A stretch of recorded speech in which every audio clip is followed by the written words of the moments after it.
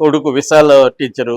ఆ అబ్బాయి చాలా యాక్టివ్, చాలా డైనమిక్. ఎవరికైనా ఇబ్బందులు వస్తే కూడా తను డీల్ చేస్తాడు. ఆ చాలా అల్లరిగా కూడా ఉంటాడు అని చెప్తుందా. అంత డైనమిక్ గా యాక్టివ్గా ఉండే 17 ఏళ్ల కుర్రవాడు ఆ అబ్బాయి అమ్మ చచ్చిపోదాం రా అంటే ఓకే అమ్మ అనేసి వెళ్తారా ఎవరైనా? వాళ్ళ అమ్మని మోటివేట్ చేయడానికి వాళ్ళ అమ్మని మోటివేట్ చేస్తారు. అమ్మ రా అమ్మ నువ్వు కూడా చనిపోవద్దు, మనం ఎందుకు చనిపోవాలి, మనకు సమస్యలు ఏమున్నాయి, మేము బాగా చదువుకుంటున్నాం, కొద్ది రోజులు ఉండు, మేము నిన్ను చూసుకుంటాము, మేము దగ్గర ఉంటాము నీ దగ్గర, లేదు మేము హాస్టల్ నుంచి వచ్చేస్తామమ్మా నీతో ఉంటాము అనేది రివర్స్ గా వాళ్ళిద్దరు చేయరా? లేదంటే ఫోన్ తీసుకుని ఎవరో ఒకరు ఫోన్ అయినా చేసేస్తారు, ఏదో ఒకటి గట్టిగా అరుస్తారు. లేకపోతే మా అమ్మ ఇలా చేసుకుంటుంది అంటున్నారు సార్ అని గట్టిగా రైల్వే స్టేషన్ అని కదా ఉన్నారు వీళ్ళు గడిపారు, గట్టిగా కేకలేయచ్చు, గొడవ ఘర్షణ జరగచ్చు. ఎందుకంటే 50 CCTVలను ఇప్పటి వరకు పరిశీలించామని రైల్వే డిఎస్పీ చెప్తున్నాడు. ఎవరు వీళ్ళని కలవలేదు, వీళ్ళు ఎక్కడ గొడవ పడినట్లేదు. అంటే వీళ్ళు గొడవ పడకుండా ఆర్గ్యుమెంట్లు చేయకుండా సైలెంట్ గా ఎలా ఒప్పుకున్నారు? అంత హిప్నాటిజం ఏమైనా చేసిందా? భర్త ఏం చెప్తున్నా పిల్లలు ఆమెకి అడిక్ట్, బాగా పిల్లలు ఆమెతోనే ఉంటారు, ఆమె లేకుండా అసలు ఇంటికి కూడా రారు వాళ్ళు, కాబట్టి ఆమె వాళ్ళని కన్విన్స్ చేసి ఉండొచ్చు అని అంటున్నాడు. అది కన్విన్సింగ్ గా లేదు. అంటే పెద్ద పిల్లలు వాళ్ళు 18 years అమ్మాయి, 17 years అబ్బాయి.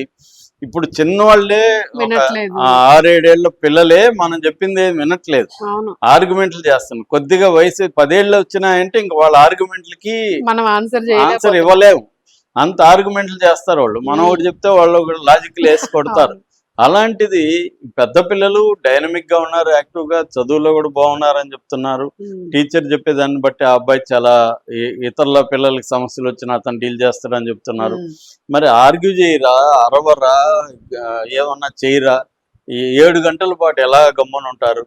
అంటే ఆమె ఏమన్నా వాళ్ళకి మైల్డ్ మత్తు లాంటిది ఇచ్చి వాళ్ళకి చెప్పకుండా ఏమన్నా చేసిందా అనేది ఇప్పుడు చాలా మందికి ఉన్న అనుమానం. సో కానీ దీన్ని నిరూపించడానికి ఏమీ లేదు ఇప్పటి వరకు.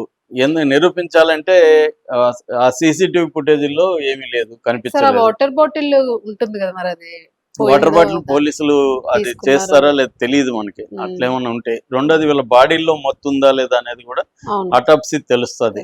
కానీ మరి అది అటాప్సీలో తెలిసేంత డోస్ ఉందా లేదా తెలియదా, ఇవన్నీ పోలీసులే చెప్పాలి. పోలీసులు ఇప్పటి వరకు ఏంటంటే దీని మీద FSL రిపోర్ట్ వచ్చే వరకు కూడా వాళ్ళు బయటికి చెప్పే అవకాశం లేదు. మనకి ఏదేమైనా బయటపడాల్సింది పోలీస్ ఎంక్వైరీలోనే ఈ విషయాలు బయటపడాలి. కానీ అందరూ కూడా ఇప్పుడు దీని గురించి తెలిసిన ప్రతి ఒక్కరూ కోరుకునేది ఏమంటే ఈ 2 విషయాలు. ఆమె ఎందుకు ఆత్మహత్య చేసుకుంది, ఆమె వీళ్ళని ఎలా కన్విన్స్ చేసింది.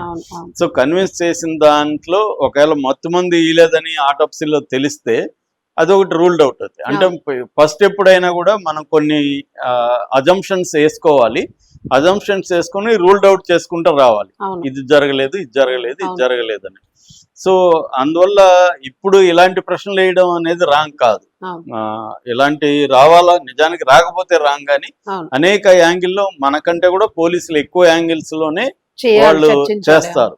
చేసి అక్కడ లాజికల్ అవేం పెట్టుకోరు, ఎన్ని రకాలుగా దాన్నే లేటరల్ థింకింగ్ అంటారు అనమాట. డీబోన్ అని ఆయన అంటే మంచి చెడ్డి, గుడ్ బ్యాడ్, రైట్ రాంగ్ అనేది డిస్క్రిప్షన్ ఉండకూడదు. ఫస్ట్ లో ఏది వస్తే అది ఆ వైపుగా వర్క్ చేయాలి, ఎక్స్ప్లోర్ చేయాలి, అప్పుడే మనకు తెలుస్తుంది. సో 7 గంటల పాటు ఆమె పిల్లలతో గడిపి పిల్లల్ని ఎలా అంతసేపు సైలెంట్ గా ఉంచగలిగింది? లేదు ఎక్కడికైనా ఊరికి వెళ్తున్నాము, మనకి కారులో అంత దూరం పోలేము కాబట్టి రైల్లో పోదాము అని రైలు 12 తర్వాత ఉంది అని ఆపిందా? తెలియదు మనకి. సో ఇవన్నీ ఫేసుల్లో విషాదం అయితే ఉంది సార్, ఫేసుల్లో విషాదం ఉంది, చిన్న డిస్టర్బెన్స్ ఉంది అనేది తెలుస్తుంది. కానీ అది మనం చాలా వేరే ఆర్గ్యుమెంట్ల వల్ల కూడా ఉండొచ్చు, చెప్పలేము. అంటే వాళ్ళు అరవలేదు, గట్టిగా ఆర్గ్యూ చేయలేదు, ఏమీ చేయకుండా ఎలా మదర్ మాటకి కట్టుబడి ఉన్నారా అదే తెలీదు.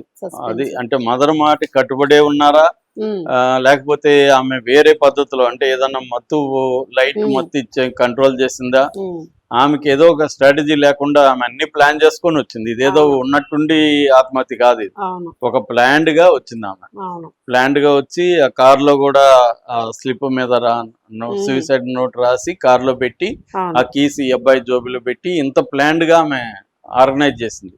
చేసినప్పుడు వీళ్ళని ఎలా ఒప్పించాలనేది కూడా ఆమె ప్లాన్ ఉంటది కదా. అవును సో మాటలతో వీళ్ళు ఒప్పుకోరు అనేది కూడా ఆమెకు ఉండొచ్చు కదా. సో మరి ఆమె ప్లాన్ ఏంటి అనేది ఇప్పుడు అందరికీ ఉన్న అనుమానం. మరి దీన్ని పోలీసుల ఎంక్వైరీ తర్వాత గానీ మనకి బయటికి